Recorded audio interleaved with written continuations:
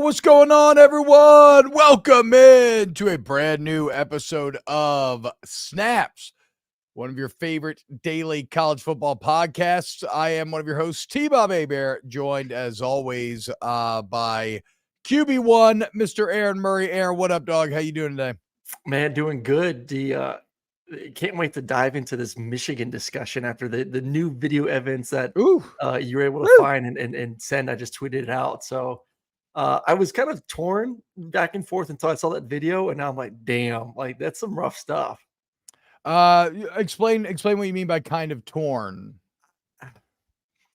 Kind of torn in the sense of like, did I really care? Okay, yeah. Like, well, that is the weird thing, right? The more and more evidence we're getting, and we'll get into all of it today, but it is very obvious that all of it is true. Yeah. Like all of the allegations clearly took place, but it is one of those odd things where it's like, what? How offended should we be, right? Because this is not something that we have a lot of insight to. It's a classic unwritten rules situation where every single sport has some cheating that is codified and allowed. Like, okay, Yeah. Pre-NIL, everybody's paying players, right? You got Rush Probst out here literally getting caught talking at the Georgia football, some touchdown club in Georgia, talking about how Kirby like funnels the money, blah, blah, blah. And nobody really cares because whatever, everybody's doing it, doesn't matter. But this is one of those where we don't really know. And it seems like, Aaron, outside looking in, it seems like other coaches are really pissed, which makes me maybe think that this did go a step too far and a step above what we're used to seeing. Let me give a story that I experienced, not to the level of like scouting and doing everything that has been said of buying tickets and the filming in the stands, all that, but of what this actually means for another team. I remember when we were playing LSU. This was, I think you were there. This 2011 SEC championship game, and Zach Mettenberger, who was a quarterback for Georgia.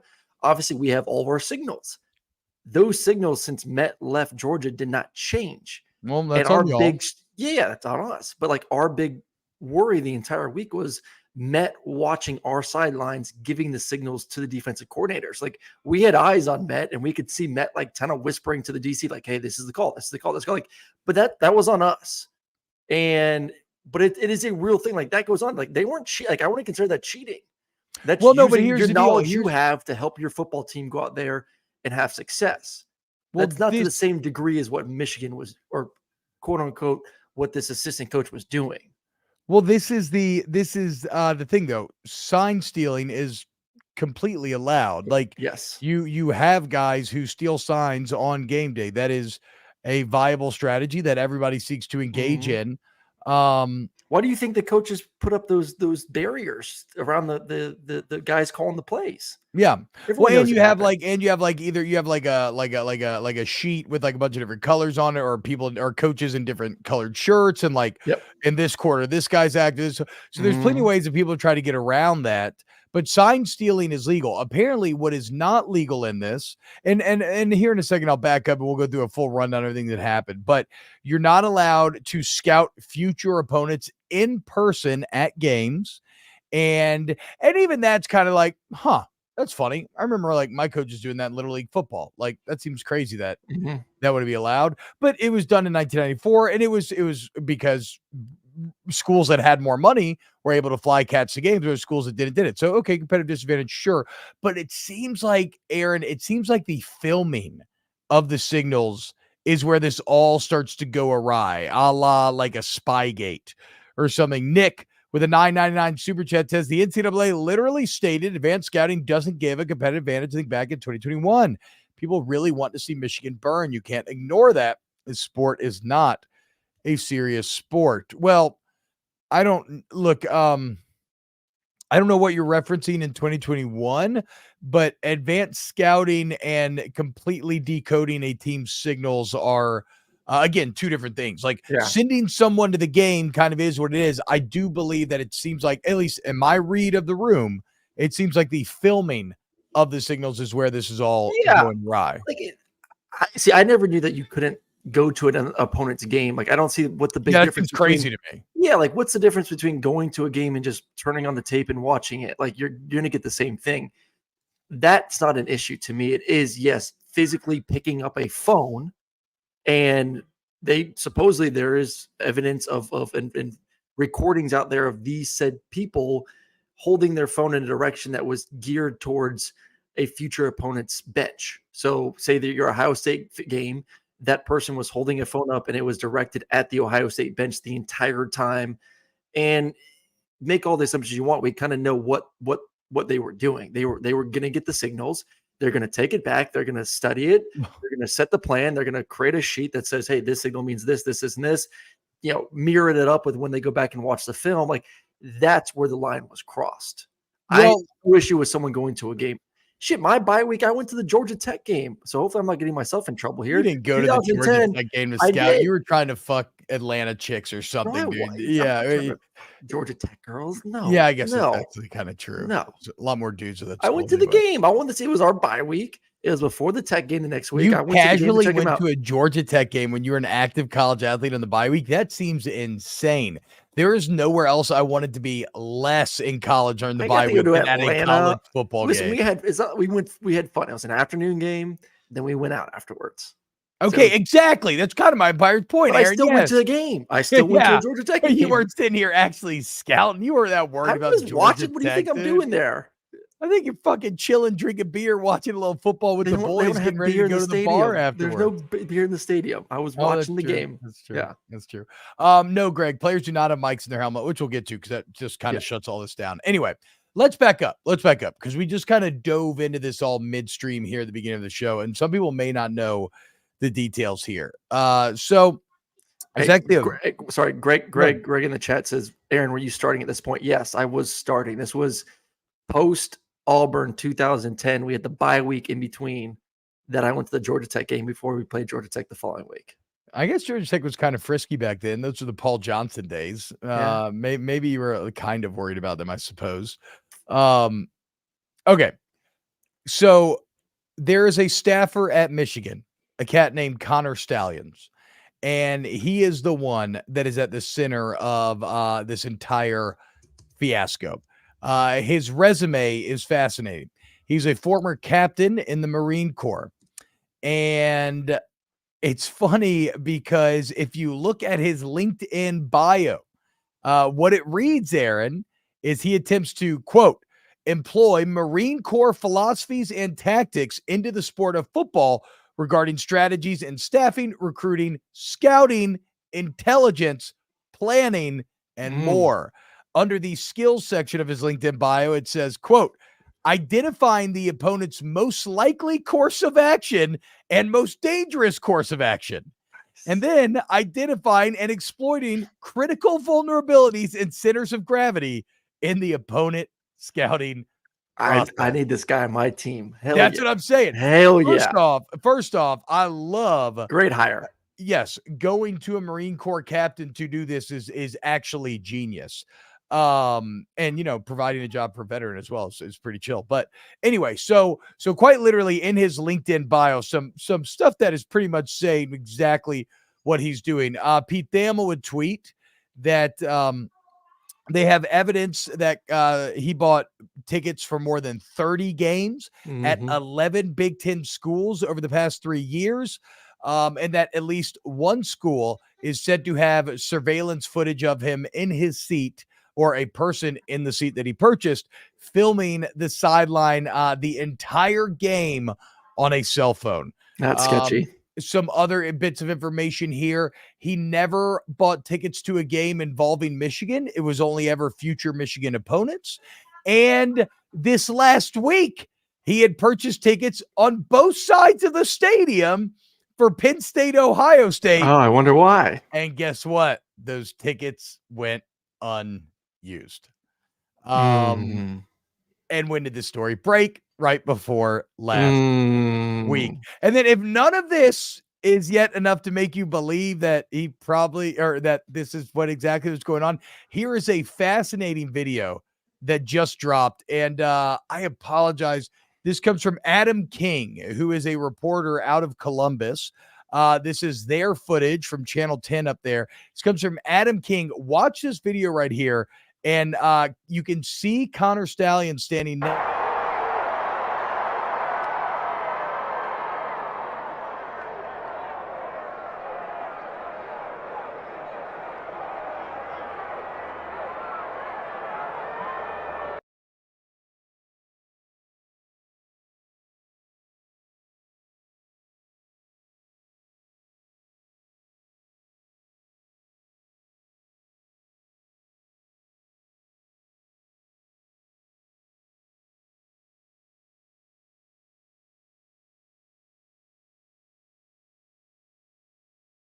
get that they had Ohio State signals nailed, mapped out, figured out to a T.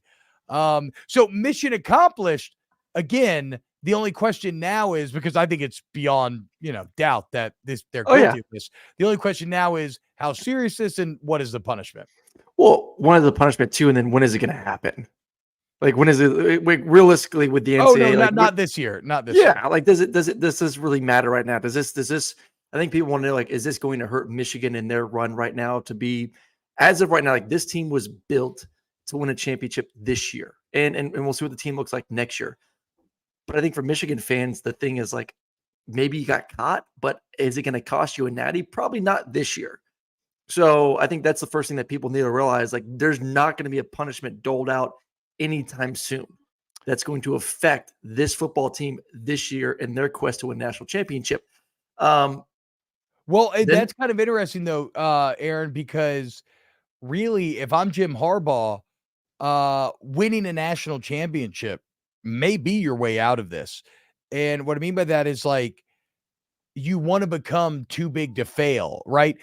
Bill Self in Kansas being investigated by the NCAA. During the investigation, he wins a national championship. Are you really going to go out there and take that away?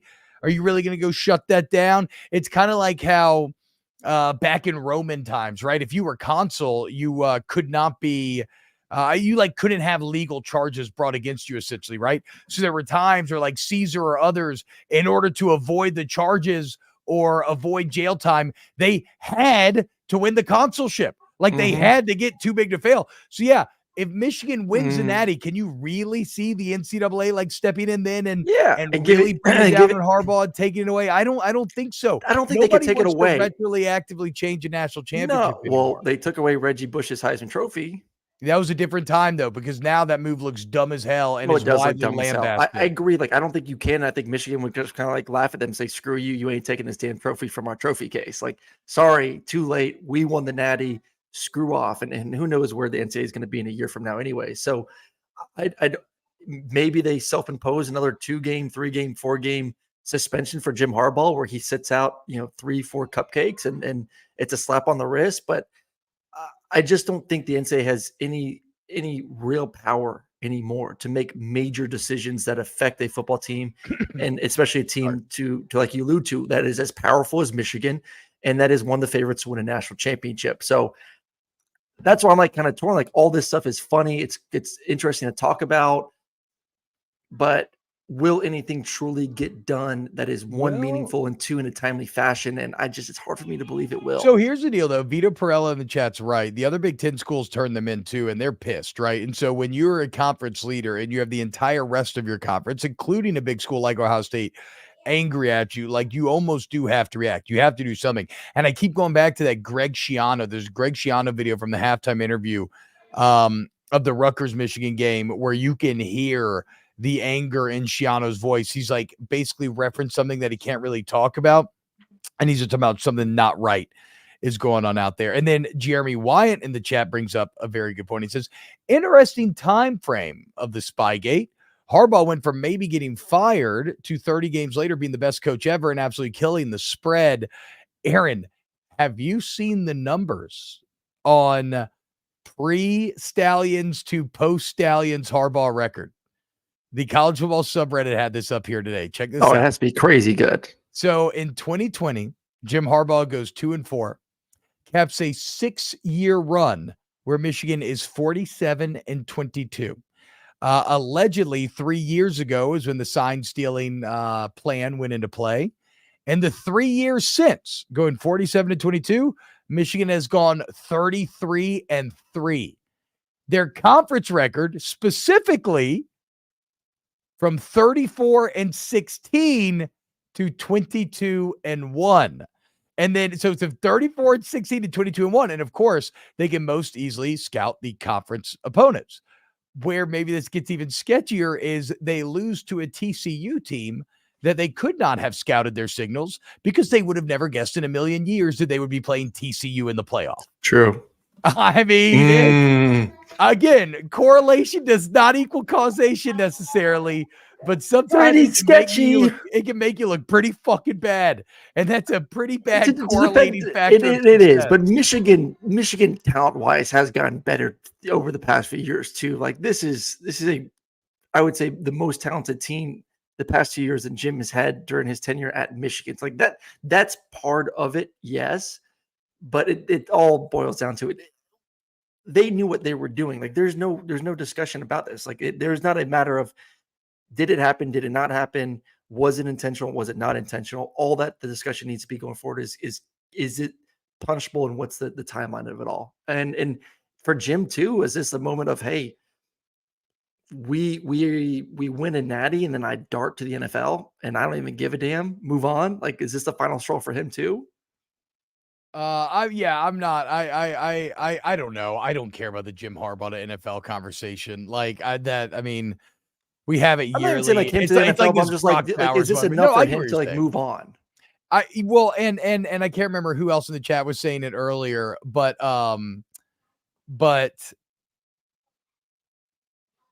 also Jim's had his run-ins with the NCAA recently, right? Mm-hmm. He got in trouble for some stuff during COVID. Now that was all kind of just minor bullshit that I would be pissed about too if they were trying to come after me for.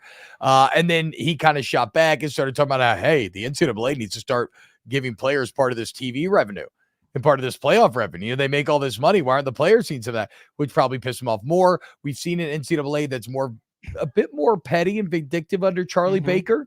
Remember under Mark Emmert, they had just become kind of there, but I think about them finger wagging UNC a little bit ago, and I could see them being a little, having a bit of a hard on for Jim. But again, are you really going to go after him that hard, Aaron, if he goes 15-0 and wins the Natty? Are you going to try to ruin the fabric of your sport or call into question the fabric of your sport if maybe their hand is forced? I don't know. We'll see. Nick with the $10 super chat. Jim says he would get a tattoo if they go 15-0. Yeah, I saw that. I think the other question too is it's not just the NCAA, but if all the Big Ten presidents and athletic directors and head coaches come together, could the Big Ten do something discipline wise? That's what I'm saying. It feels like the Big Ten has to act even more than the NCAA does because their members are pissed. Yes. I think that's the first domino that falls. Like if the Big Ten goes to the NCAA and them themselves as a governing body say, hey, NCAA, we've done either our own investigation and we've talked to coaches and we've come to the conclusion that this is what we suggest should happen. I think the NCAA at that point would have to act a little bit faster. I will, I would acknowledge them as champions if they won. I don't care. I think I am someone who, the Patriots did Spygate. We still call them champions. If you want to punish the Astros, I mean, we didn't take away the Astros World Series. I think, I think that it's actually, there's definitely a fucked up part of me that kind of like, I'm not even mad. I'm impressed, I mean, it's like Baxter, you ate the whole wheel of cheese. Like, it's good shit, dude. You created a pretty bad, you got this badass former Marine captain to straight up like do some real ass recon and intelligence work on the opponents. Like, okay, if you're not cheating, you're not trying, right? It's kind of that old idea. Hey, can we just get some damn mics in the headsets, please? Yeah, just get some mics in the headsets. Let's just. But you know what you do then? Then you go after the hacker types out of the Marines, right? Then you go after your real recon guys, your tech guys, and you just start intercepting. It can't be hard to intercept a radio signal. No. Like it can't be hard at all. But yeah, I mean that's the other part about this. If you get headset mics. The Power 5 can afford it now. What the fuck are we doing? Get headset mics and just never worry about this again because you don't have to signal anymore. Yeah. Justin Perez says sign stealing. Somebody's saying that's no wonder JJ McCarthy's doing so good. He knows what's coming.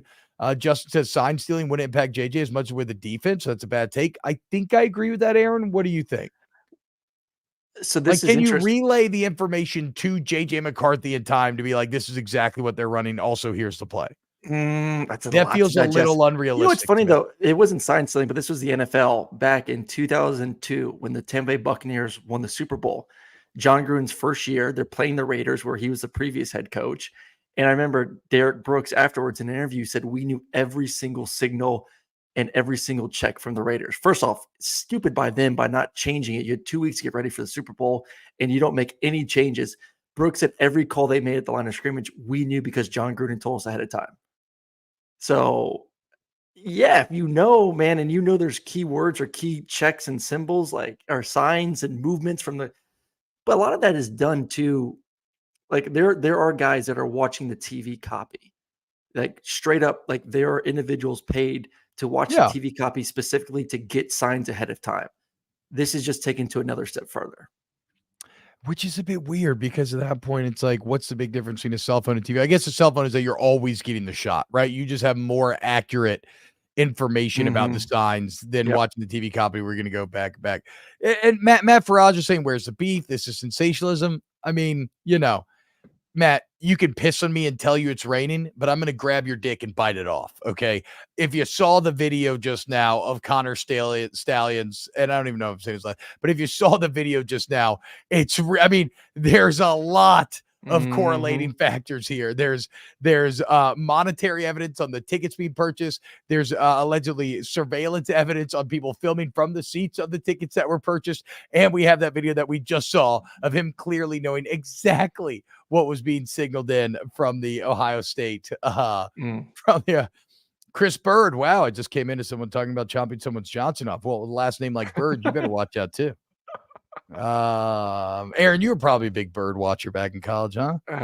No, we did have a bird. You never heard about Georgia? We had one of our equipment staff guys put a camera in our showers. You never heard about that? And you know what his nickname was? This is before we even knew Birdman. No, Perv. His last name was Purvis, so we all just called him Perv. Wow! And that's not knowing that truly he was watching us take showers. We had a chaplain in high school who was just so greasy looking, and we always thought he kind of gave off creepy vibes. And sure enough, he ended up being a pedophile, essentially. Sometimes you can just see it. And to me, Connor, thank you for your service, but he was definitely stealing those signs. And again, the worst thing here would be for Connor Stallions to be the one that gets the brunt of all this, because this is a low-paid graduate assistant who makes $60K a year. That's bullshit. He does not need to be the one that gets in trouble for all this. All right. Good time. That's enough on Michigan. Michigan still snaps number one team in the country. Yeah. Still number one team in the country. And we'll see where, again, we probably won't even talk about this again until new information comes out. Cause it just kind of is what it is at this point for this year. And knowing how slow the wheels of justice at the NCAA are going to be, this is going to be a long time, before this means anything. All right. Coming up next, was Brock Bowers actually holding Georgia back? We'll get to Dabo and Clemson, Lincoln Riley being soft, Marcus Freeman's revenge. But real quick, a word from DraftKings. NBA fans, the wait is over. Basketball is back, and DraftKings Sportsbook, an official sports betting partner of the NBA, is celebrating with an unbeatable offer. Right now, new customers can score $200 instantly in bonus bets for throwing down $5 on the NBA. Win or lose, it doesn't matter. You start the season with an instant dub. And always remember, the DraftKings parlays, everyone's got a shot at even bigger basketball wins. So string together multiple bets in the same game or build a parlay across multiple games for a shot at making your payday even sweeter. Bottom line is, basketball is more fun when you're in on the action. So download the DraftKings Sportsbook app now and use code TBOB, TBOB. New customers get $200 in bonus bets instantly for betting just $5. Only on DraftKings Sportsbook with code TBOB, TBOB. The crown is yours. All right, welcome back, y'all. Go ahead and use that code if you haven't signed up yet. If you already have signed up, you should listen to our shows on Friday with Colin Wilson. And don't play my plays. Don't play Aaron's plays. Just actually do play the snaps parlay, because that lets draft. And a lot of y'all did last week. Thank you very much. A lot did. If we could get 1,000 people to play the parlay this week, and we didn't even push it last week. I think we had 650.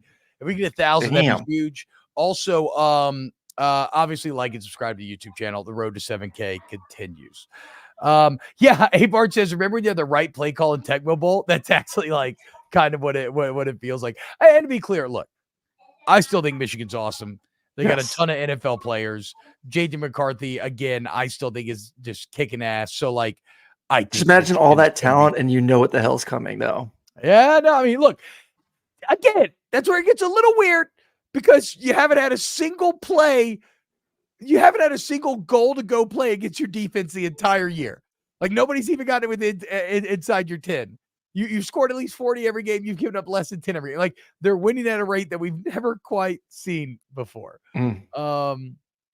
Okay, Chad says Shiano was talking about the refs and not Harbaugh. Okay, sure. Maybe so, but that doesn't really change everything else. United Joe's American says, fight on. Don't worry. I got something coming for Lincoln Riley in a little bit. But first, a conversation that I feel like we've already had and had again yesterday, and I don't really want to have again. But Aaron, take it away. Aaron Murray, tell me exactly why Brock Bowers was holding this UGA team back all year. First off, that was just the headline. I do not believe that Brock Bowers was holding anyone back. Just gonna get that clear right now.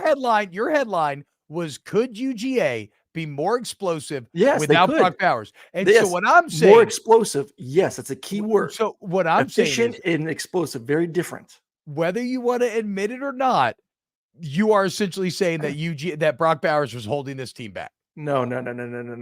Just because you're more explosive doesn't mean you're a better offense or more efficient.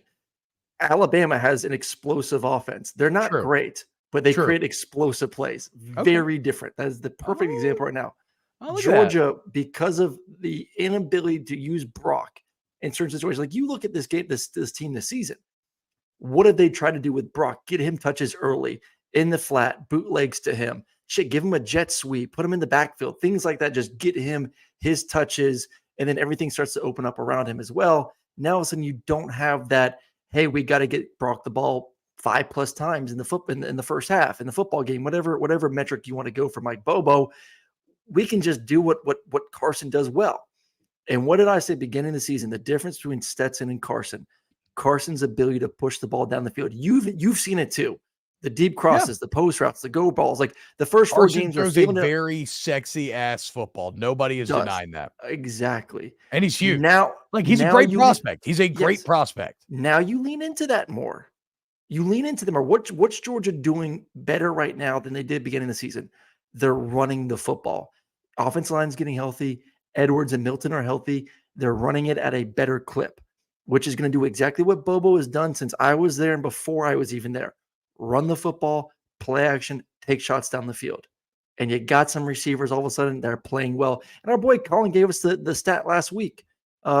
Georgia is more efficient this year in 11 personnel than it is with 12. In the past 2 years, it's been a 12 personnel team. 2 tight ends, 2 receivers, 1 running back. This year, more of their explosive plays are coming out of it 3 receiver sets. So now, okay, go ahead. Finish it up. They're going to use those guys more. So you're going to see more explosive plays down the field. Doesn't mean it's going to be a better offense. I just want to be clear. So you're not saying that Georgia's ceiling is higher without Brock Bowers. I'm just saying you're going to see. Just saying that the Georgia form of fans the that want to offense see could more change to be more explosive. The Georgia fans that want to see the team throw the ball down the field a little bit more, you're going to start getting that wish. Okay, I can kind of accept this then. Because one thing that I just wanted to be painfully clear, like Georgia, I understand what you're saying. Georgia has enough talent where maybe you had a guy that is still awesome, but not as good as Brock Bowers. And so he takes a bit of a back seat and now he has to step up, and they have so much talent hit on that roster that, maybe those guys, like, you should have guys capable of stepping up and kind of playing better than they have previously. The things that I couldn't support was this idea that the ceiling was somehow higher, because the thing about Brock Bowers is it's not like you were he wasn't a resource sink. Every now and then you see that, right? Where you're trying to make a guy work and it's just not working, and it kind of holds the offense back. So Kayshon Boutte and LSU a little bit ago, kind of see what Devontae Adams and the Raiders at times, but like every now and then a guy can be an actual problem. That was not Brock Bowers. Like, his targets were being productive. He was winning you games. He was kicking ass. So, okay, we'll see. We'll see on the more explosive front. I don't give a shit. The only thing I care about Carson Beck is I know he has everything. I just got to see if he's got the nuts. And he's proved me some. Has he not shown you in 2 games this year that he has the nuts? for doing what Jackson Dart did? I mean, yeah, no, he showed me. He has But shown me Jackson Dart's a good quarterback, though. Like, let's not Yeah, sleep on Jackson, though, either. Not like yeah. some scrub quarterback did that No, either. but time out. Again, like all Georgia conversations, it is viewed through a harsher I agree. lens. I agree. I know. You're I trying to know. win 3 natties in a row, and Stetson had the nuts. That's why you won the natties. I Like, agree. I saw some of Carson's, and okay, I like what I'm seeing so far. But there's still more yet to reveal, and we'll see the rest over time. Um, yeah, we just read that stat on here as well. Let's see here. Or we can circle back some of these comments. Look, okay, Nick Town says UGA wide receivers can't have so many drops. Arian Smith had dropped a pass every game this year. I think it's more Arian Smith has struggled. That's been a little bit of a disappointment. They've tried to get him involved with some deep throws and just has not happened this year. But once again, Marcus is playing well. Dominic Lovett had just coming off his best game. Rara has been playing tremendous the past 3 weeks. And don't forget, you got Ladd McConkey. He's back 100%. So you got 4 legit receivers and you run the ball well. Like, once again, this offense will be fine.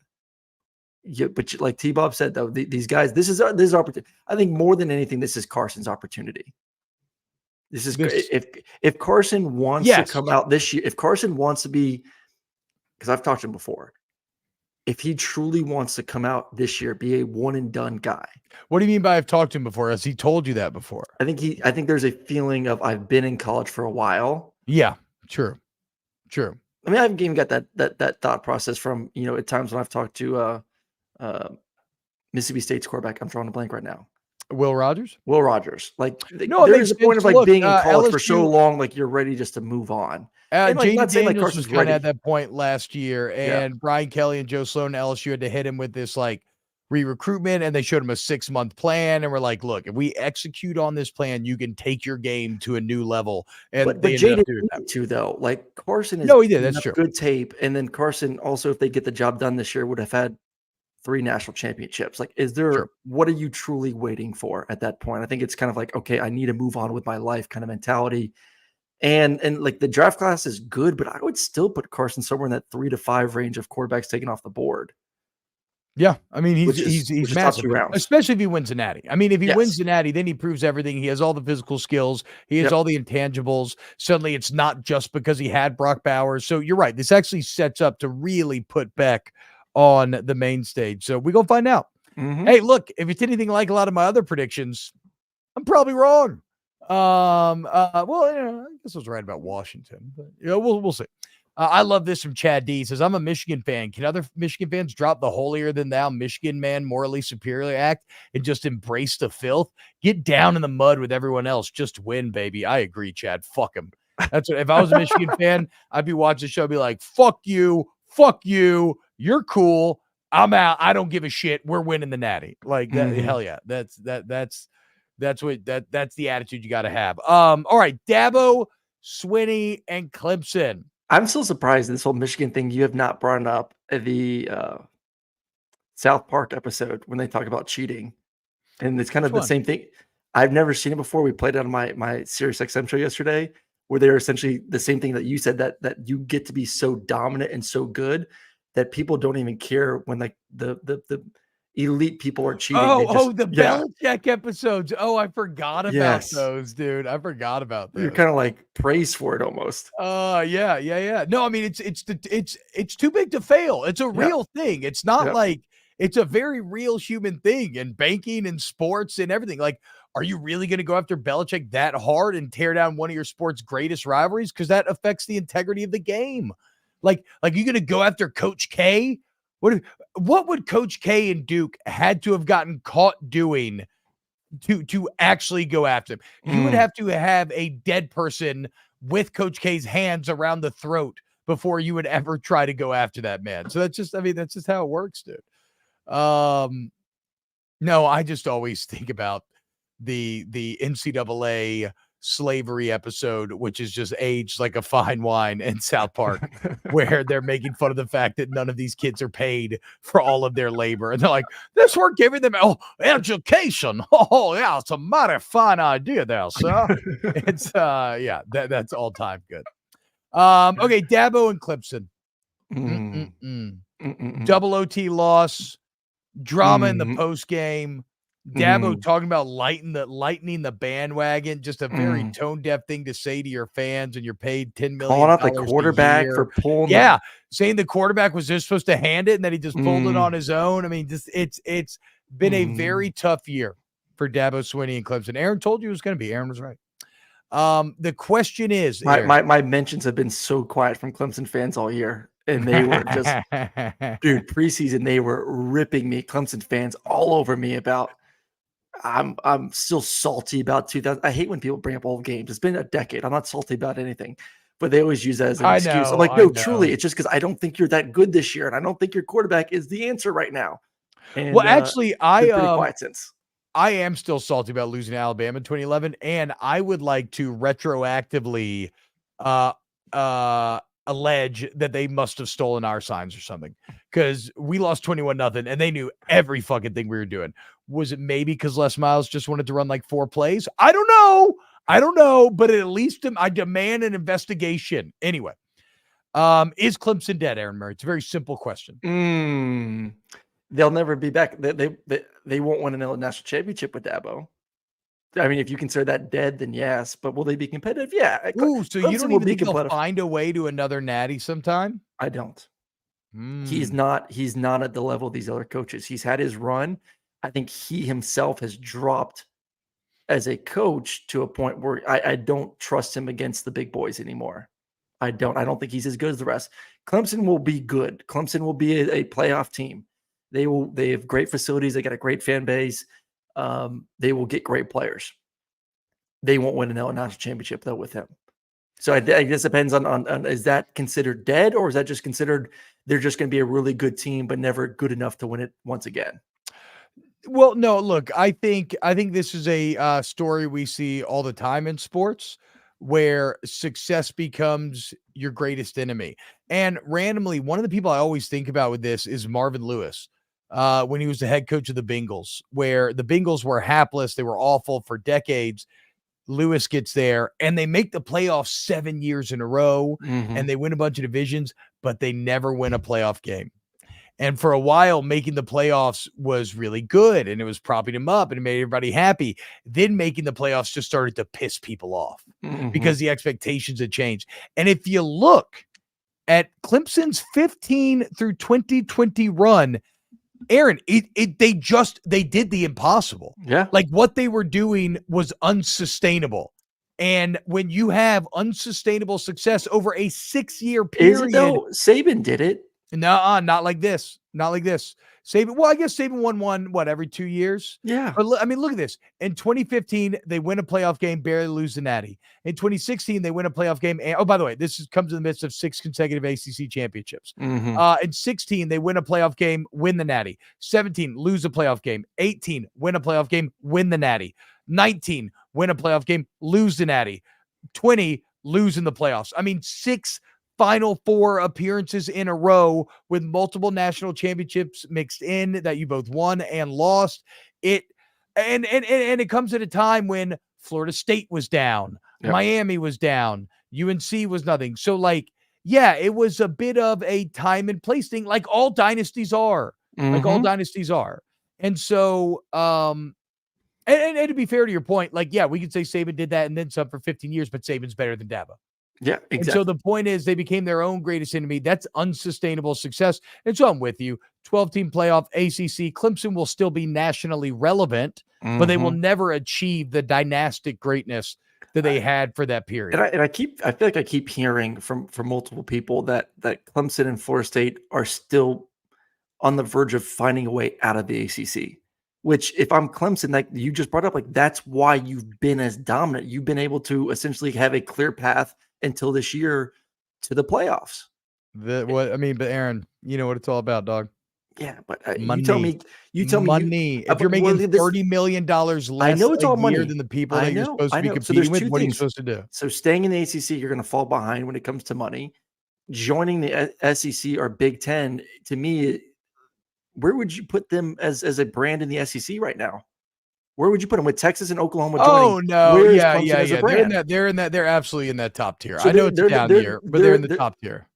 Maybe you could say they're like okay, if you have Georgia, Bama, Alabama as Texas. tier 1. Texas and Oklahoma do not get tier 1 status yet. Get the fuck out of here. How about they win something first? How about Steve It's a Sarkisian blue wins blood 10 team. games? It's a blue Shut blood up. team. Shut the fuck. I'm not playing this game again with you until Texas and Oklahoma actually finish the fight.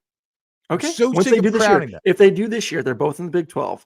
They would be tier 1, and I would not put Clemson. If Clemson found a way out and somehow Clemson and Florida State are in the SEC next year, Clemson is not a tier 1 team brand-wise. Right now, the tier 1 teams to me next year are Georgia and Alabama, and then I got LSU, Texas, and Oklahoma in tier 2. And I would put Clemson in that tier 2 with them. And we'll see if anybody else can break into that. Richard Yellowhawk says Boomer Sooner serves. Look, I've been very wrong in Brent Venables so far. And I'm not even I'm impressed that both Texas and OU survived in advance last week. That's all that matters. Again, I just want to see them finish the fight this year. One person who seems to have no fight, Aaron, is Lincoln Riley. Soft. So Lincoln Riley so they lose that game in which once again he's scolding all of us in the post game for not believing in this defense. Continues to defend Alex Grinch. He lets his players skip media availability, which never has happened in recent memory. Yeah, but I'm not too mad about that. Like, that's not a big deal. Okay. What? Yes, it is. It's soft. One of the core tenets of football is learning how to handle adversity. You know how you don't handle adversity? By hiding away from it or shying away from it. When you have to own up to your mistakes and you have to get in front of there. Let him you make own a up to lot it. of money He now. can. No, you make a lot of money Doesn't mean now. the kids have to. The kids make money too now. Absolutely. You got to teach your kids lessons. How many times did you have to go in front of the media and answer shitty questions after your heart was just ripped out? It's part of the game. I do remember though, before SEC championship game, I did not want to deal with media, and I went up to Coach Rick and said, "Hey, like, I just really don't want to deal with media this week." And he said, "Okay, we'll keep you out." Like, if your leaders are kind of saying, like, coach in the locker room, like, "Hey, man, we just do not, you know the pulse of your team, and you're not going to put them in that situation." Like, I don't think that's that big of a deal. Like, I'm not stressing about them, the players not speaking to the media after that loss. I think it sets an awful example of how to handle adversity in your life. And if you had told me that, I would have said, look, let's have a conversation about it. Here's why you need to do it. You are the leader of this team. As you get older, you're going to have to do things in life that you do not want to do, but they are the right things to do. Your fans want to hear from you. Everybody who covers this game and helps to hype it up and helps to create the revenue that gives us all sustenance want to hear from you. You're going to get your ass out there and you're going to answer some questions. You're a mean person. Yeah. Well, guess what? That is the least of my. So, how do you feel about Lincoln Riley skipping his coach's show this week because he was feeling under the weather? Because he did that too. That's you are the leader. You are the face. We've talked about this all the time. Like, coaches are the face of the program. Players come and go. The coach is the brand. You can't skip stuff like that. Jump on a damn Zoom if you have to.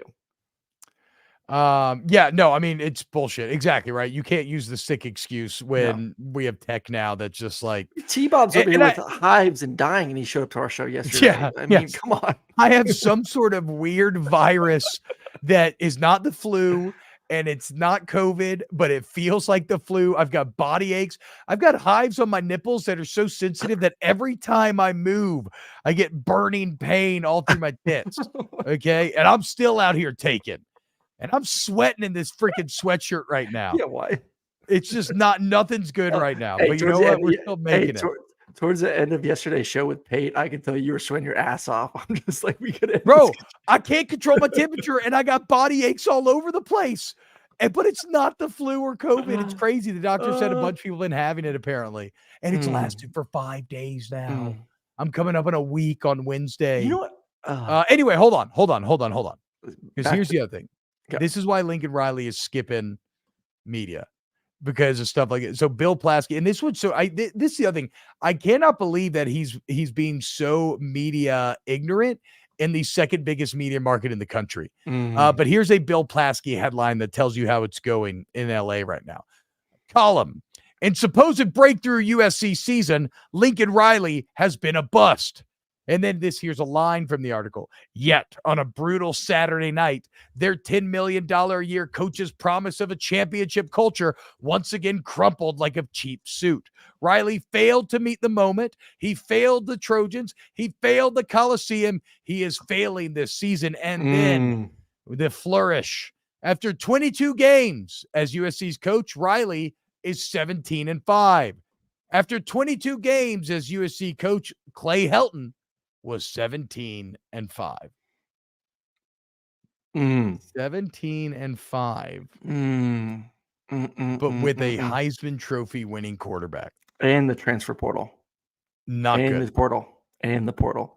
And so I just don't when agree Riley's with some of the talking after the game about this is when you get tested as a leader in these bad times, but then doesn't show accountability. Well, I think that's bad leadership, in my opinion. I agree. I'll put that I'm up starting there. to sweat my ass off again. I'm not going to put it on the players, but I'll put it on him. I agree. Well, no, look, the players should have to answer questions. I think you're soft. I think you should put the players in front of the media. All right. And finally, just Marcus public Freeman stoning. You just want these kids to get up there and just get stoned to death. Yeah. Yeah. It's what you have to do. It's what you have to do. It comes with the territory. You want to be the superstar. You want to get all the benefits of being the big man on campus, of getting, scholarship, NIL money, of getting glory and honor. Well, guess what? You don't get all the benefits without any of the contradictions, okay, or any of the consequences. It's two sides of the same coin. If you want one side, you got to take the other. Unless Mark Richt is your coach and he lets you be a little bitch. I'm just kidding. Wow. At least mine was pregame. I took that loss. Yeah, that's true. That's true. Pregame is different. Pregame is exam week. I had 3 exams and I was getting ready for Alabama. I was like, Coach, I honestly cannot afford 2 hours to go talk to the damn media. Like, I need a break this week. I like this, Silky. Arkansas cut off their Enos and is now getting to take down Florida. Yeah.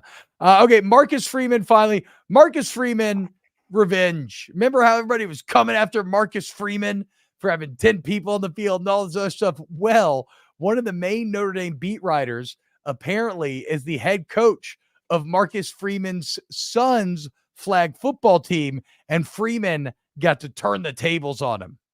Because he makes things happen when it is. All right. My turn? Yep. Okay. 2 things, right? Second, third grade championship game. Okay. 2 trips to the red zone. 0 points. 1 play was a reverse pass that was intercepted in the red zone. You were the offense coordinator on that? On that, yes.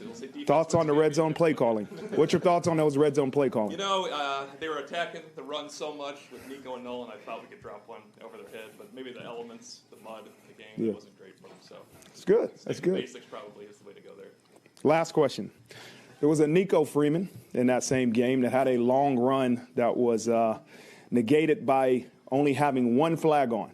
Whose responsibility is to make sure the young man has 2 flags on? I think it would be the guy in the huddle, which could be me, but you might be able to blame Coach Stanley on the sideline. You're passing blame. Come on, Tim. You got to own it now. I noticed you didn't ask about the 4th and 5th grade thrilling championship games. Yeah, I did. I was going to finish with congratulations on your 2 championship wins yesterday. And, head coaches get the credit sometimes when they deserve and don't deserve, but congrats on 2 wins. It was good. D- in the first game, and I think an A in the second. But you won. So yes, you found a way to win. That's important, man. So appreciate that. That was a lot of fun yesterday. So, that's just good, clean fun right there. Especially because the 1 flag is reminiscent of the 10 men on the field, which, like we said at the time, is not really Marcus Freeman's fault. Like the head coach, there's supposed to be multiple things in place underneath you that take care of it, just like Nico Freeman probably should have had a 2nd flag on. Either way, Marcus Freeman's so good. I love him. I had the opportunity to cover Cincinnati 3 times early in my career and to sit down with him. And every time I walked out of the meeting, it's like, I really love this dude. Like, he is everything you want. Recruiter, person, coach. Yeah, he's a stud. He's a stud. I'm happy they're winning. All right, as we wrap up here, remember, if you're going to any of the big games this week, you want to hit up our friends over there at Game Time. Is there a better sports month than October? The best way to get tickets to any games is on the Game Time app, the fastest growing ticketing app in the United States. You got this weekend, number 3 Ohio State hosting number 7 Penn State, a Big Ten rivalry game.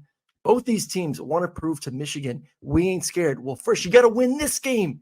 You want to be in Columbus, Ohio this weekend for this matchup. So get the Game Time app, get those tickets, get your butts in those seats, because you ain't going to want to miss this one. Yeah, and look, maybe you want to watch Tennessee play host to the Tide, Auburn play host to Ole Miss. The bottom line is you can take the guesswork out of buying tickets with Game Time. So download the Game Time app, create an account, and redeem the code SNAPS for $20 off your first purchase. Terms apply. Again, create an account, enter code SNAPS, that's SNAPS, for $20 off. Download Game Time today. Last minute tickets, lowest price guaranteed. Oh my God, Greg Lamont in the chat. Do we know if Stallions use Game Time? I mean, if he did, he probably would have saved some money. I hope he used promo code SNAPS. If he did, save him. Promo code SNAPS, $20 off, dude. Ooh, I can see Freeman leaving for Ohio State. Well, we'll see. I mean, hey, before we get out of here, though, like, subscribe. Yeah, appreciate y'all. Love y'all so much. 7K, we're going in hot. Come on. Yeah, come on, baby. 7K. We love it. Thank you for hanging out with us for real and supporting the show. Yep. Wherever you listen to podcasts, rate, review, that really helps as well. A massive thank you to Ryan Brumley's on paternity leave. It seems like mom, son, and Brum are doing great. The in-laws are in town right now, which can always be a mixed bag. I've heard it's going well, though. But I do want to give a big shout out as Brum has been gone. Our guy PG, Pat Gunther's done a great job. And then PG was actually in Portugal. And our boy Chris Tran stepped up. And I mean, there's so much work, so much great work here on the Snaps team. Danny Carnes, Christian Hunter, Adam Gracia. Just a massive thank you to everyone at The Volume for making this happen, because we love it. And we hope you like it. And we'll see you tomorrow for some more Snaps.